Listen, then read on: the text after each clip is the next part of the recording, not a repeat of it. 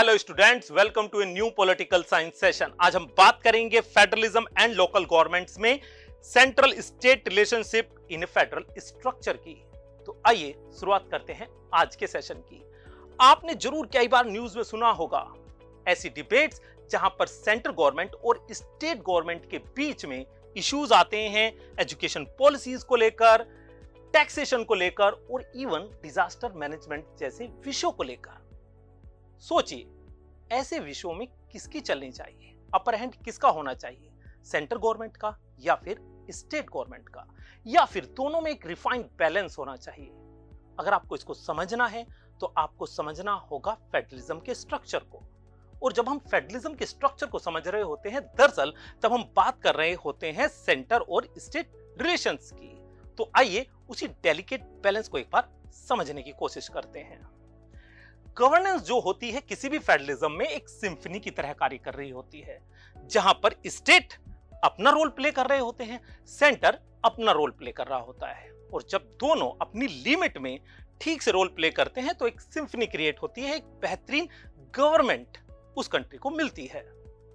यहां पर हम फेडरल स्ट्रक्चर में फेडरल डायनामिक्स को भी समझ रहे होते हैं कि वहां पर पावर डिस्ट्रीब्यूशन किस तरह का है, कोऑपरेशन किस तरह हो सकता है और कॉन्फ्लिक्ट्स किस तरह से रिजॉल्व हो सकते हैं।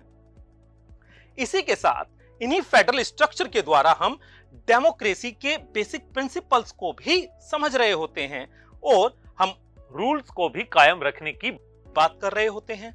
और इसी के साथ हम उस देश की डाइवर्सिटी को भी समझ रहे होते हैं कि वो कैसे स्टेट और सेंटर के द्वारा मेंटेन होती है।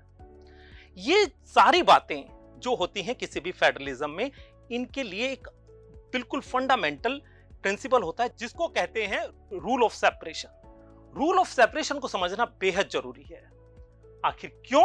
क्योंकि ये हमें प्रिवेंट करता है अब्यूज ऑफ पावर से। अगर हम बात करें सेपरेशन ऑफ पावर्स की, तो सेपरेशन ऑफ पावर्स स्टेट और सेंटर के बीच में होती है।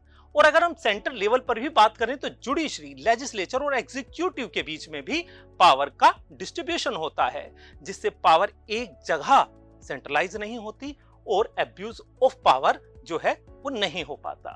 इसी के द्वारा एक चेक एंड बैलेंस की स्थिति भी बनती है।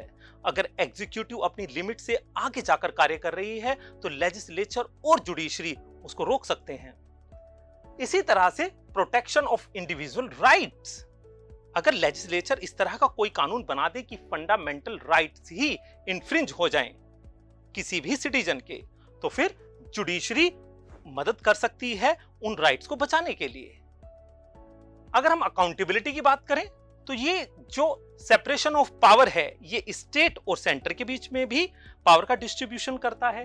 तो यहां पर एक अकाउंटेबिलिटी तय होती है कि ये काम स्टेट गवर्नमेंट का है और ये काम सेंटर गवर्नमेंट का है। इसी तरह से एफिशिएंसी भी एनहेंस होती है, क्योंकि जब काम डिफरेंट लेयर्स में बढ़ जाता है तो फिर एक अकाउंटेबिलिटी बनती है। उस अकाउंटेबिलिटी से क्या होता है, एफिशिएंसी आती है, क्योंकि एक ही गवर्नमेंट या फिर एक ही व्यक्ति अगर सारे कार्य करने लगे तो वो उतना एफिशिएंट नहीं हो सकता। अगर हम कंपेयर करें कि डिफरेंट गवर्नमेंट या फिर डिफरेंट व्यक्ति अलग अलग काम अपने स्पेशलाइजेशन के द्वारा कर रहे होंगे। अगर हम बात करें तो ये रिफ्लेक्ट करता है विल ऑफ द पीपल की। कैसे? क्योंकि जब सेपरेशन ऑफ पावर डिस्ट्रीब्यूट करता है पावर को डिफरेंट ऑर्गन्स में, तो विल ऑफ पावर जो है एक तरह से सिंबलाइज होती है। जैसे हम बात करें इंडिया में तो 3 लेयर्स का एक सिस्टम है गवर्नेंस का। अगर हम पंचायतों में या म्युनिसिपल गवर्नमेंट में देखें तो सबसे नीचे के लेवल पर हम देखते हैं विल ऑफ पावर कहीं ज्यादा आसानी से रिफ्लेक्ट होती है। इसी तरह से स्टेबिलिटी एंड कंसिस्टेंसी, क्योंकि सेपरेशन ऑफ पावर जो है पावर को अब्यूज नहीं होने देता, सेंट्रलाइज नहीं होने देता, इससे एक स्टेबिलिटी बनती रहे और एक कंसिस्टेंसी भी बनती है। आइए अब समझते हैं आखिर सेंटर और स्टेट गवर्नमेंट्स का कोऑपरेशन क्यों इतना जरूरी होता है किसी भी फेडरल सिस्टम में। यह इसलिए जरूरी होता है कि एक इफेक्टिव गवर्नेंस का निर्माण हो सके, क्योंकि पावर डिवाइड होती है स्टेट और सेंटर के बीच में, और अगर दोनों ही अपने अपने स्तर पर बेहतर कार्य करेंगे तो एक इफेक्टिव गवर्नेंस होगी। इसी के द्वारा अगर हम समझें तो रिसोर्स शेयरिंग भी बेहद इंपॉर्टेंट है। स्टेट अपने रिसोर्स शेयर करता है और सेंटर अपने रिसोर्स शेयर करता है जब कोई भी जॉइंट वर्क होता है। इसी के साथ अगर हम बात करें नेशनल यूनिटी के लिए भी इन दोनों के बीच में कोऑपरेशन बेहद जरूरी है। चाहे इशू हो टेररिज्म का या फिर सीमाओं की सुरक्षा का, दोनों ही सेंटर और स्टेट आपस में कोऑपरेशन करते हैं, इंटेलिजेंस को शेयर करते हैं ताकि देश की यूनिटी बहुत बेहतर तरीके से बनी रहे।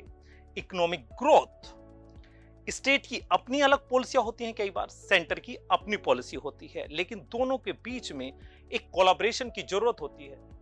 जो नियम कानून होते हैं उनमें भी एक बेहतर कोलैबोरेशन की जरूरत होती है, तभी एक फेडरल सिस्टम बेहतर तरीके से वर्क करता है और उस कंट्री में इकोनॉमिक ग्रोथ हो पाती है। इफेक्टिव पॉलिसी इंप्लीमेंटेशन ये भी बेहद जरूरी है, क्योंकि कई इश्यूज ऐसे होते हैं जिनके ऊपर सिर्फ सेंटर गवर्नमेंट ही कानून बनाती है, और जब वो सेंटर गवर्नमेंट कानून बनाती है तो वो इंप्लीमेंट होता है स्टेट्स में। तो स्टेट्स की मशीनरी को उसको इंप्लीमेंटेशन करने के लिए सेंटर के साथ एक कोलैबोरेशन और कोऑपरेशन की जरूरत होती है। फॉर एग्जांपल हम बात कर सकते हैं नेशनल एजुकेशन पॉलिसी की। इसी तरह कॉन्फ्लिक्ट रिजोल्यूशन, एक फेडरल स्ट्रक्चर में अक्सर एक ऐसा कोई ना कोई आधार होता है जहां पर जाकर स्टेट और सेंटर के इश्यूज को एड्रेस हम कर सकते हैं। ये अक्सर सुप्रीम कोर्ट होता है, चाहे हम अमेरिका की बात करें चाहे हम इंडिया की बात करें। नेशनल सिक्योरिटी ये बेहद इंपॉर्टेंट इश्यूज होता है एक फेडरल स्ट्रक्चर में या किसी भी कंट्री में। लेकिन यहाँ कोऑपरेशन क्यों इतना जरूरी होता है? क्योंकि स्टेट की अपनी इंटेलिजेंस एजेंसियां होती हैं, सेंटर की अपनी इंटेलिजेंस एजेंसियां होती हैं, उनमें सूचनाओं का आदान प्रदान होता है जो जरूरी होता है नेशनल सिक्योरिटी के लिए।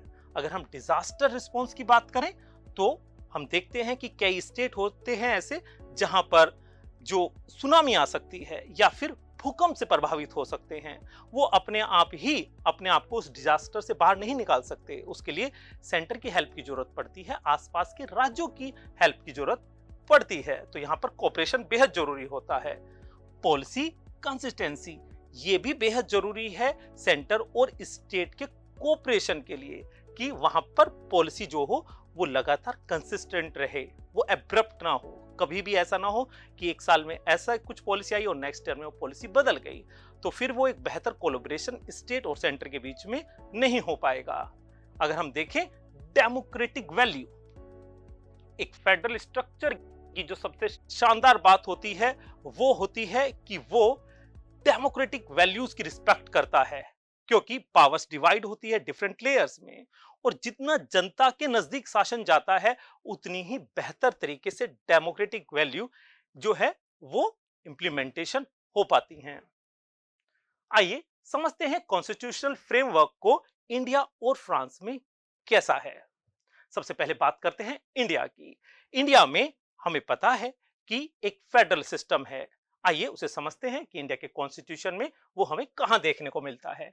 7th शेड्यूल जो इंडिया का कॉन्स्टिट्यूशन में है, जहां पर डिफाइन है कि कितनी लिस्ट होंगी, यानी कि एक सेंट्रल लिस्ट, स्टेट लिस्ट और एक कंकरेंट लिस्ट, जो डिवाइड करती हैं पावर को सेंटर और स्टेट के बीच में।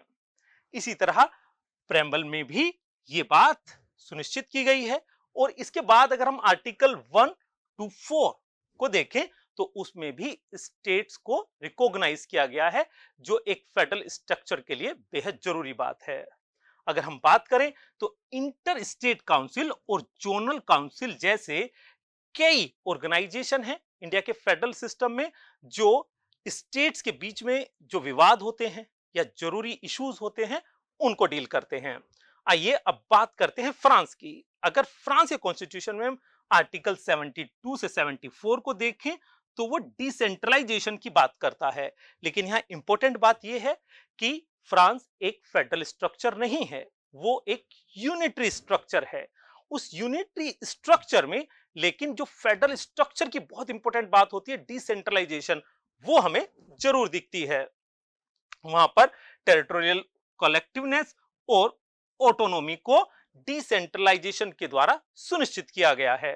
चलिए अब बात कर लेते हैं इंडिया और फ्रांस के कॉन्स्टिट्यूशनल फ्रेमवर्क में आखिर कौन सी सिमिलैरिटीज हैं।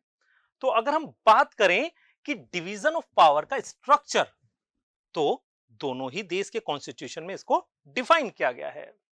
और अगर हम बात करें कि रीजनल गवर्नेंस की, तो इंडिया में इन रीजनल गवर्नेंस को हम कहते हैं स्टेट्स और फ्रांस में हम इन्हें कहते हैं रीजन।